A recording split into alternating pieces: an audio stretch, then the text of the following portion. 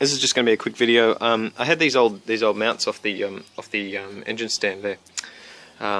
These are the ones for the bell housing. I was never going to use them because I've only got 13B engines anyway, so I figured I'd cut them up. I got this engine stand cheap as anyway.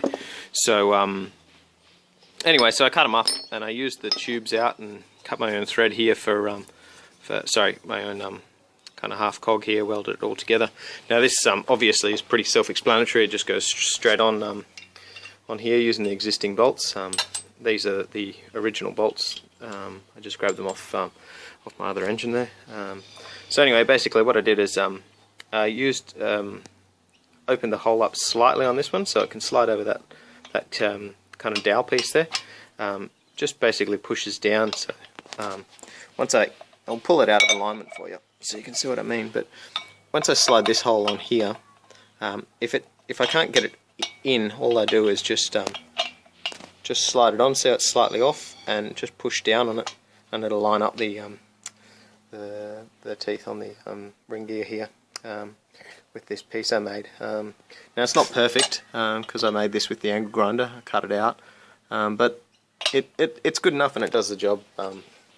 Here's my obviously self-explanatory as, but I'll just wind them in for you and you'll see what I mean. I probably could use some thicker walled stuff, but to be honest, I don't think it's going to matter. There it is there anyway. So obviously now you can undo this nut without using a rattle gun. I've got a rattle gun big enough to do it, but this is just in case. Figure I might as well make it. Cool. Thanks guys.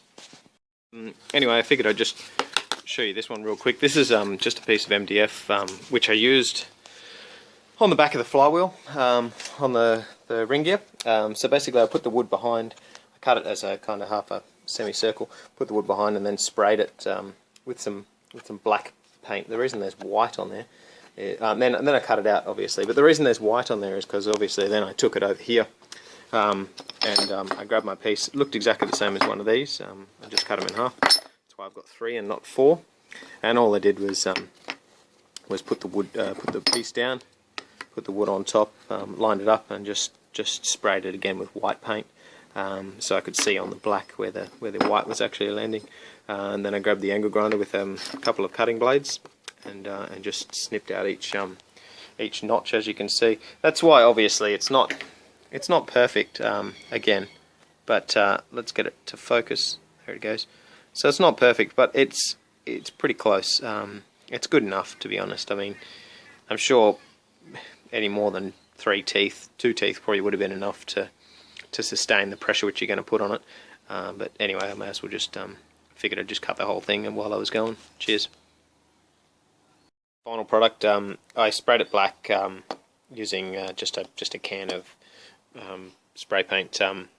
I edge primed it first, but I was going to pull out the powder coater and powder coat it, but to be honest, for something so trivial, which is going to get beaten around anyway, I don't really care too much about it. I mean, yeah, anyway. So, that's done. Thanks, guys. Just a quick one. All I do is just line up. This is basically what I was talking about before. Just lining up the edge of your piece of metal and just spraying gently over the top.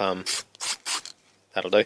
Just gently with some paint, just so when you take it away you can obviously see where you want to cut. That's all I did to make that piece there, just so I had the right curves on it. Obviously I did grab it off the ring gear as I explained before. That's pretty much it. Thanks everyone, see ya.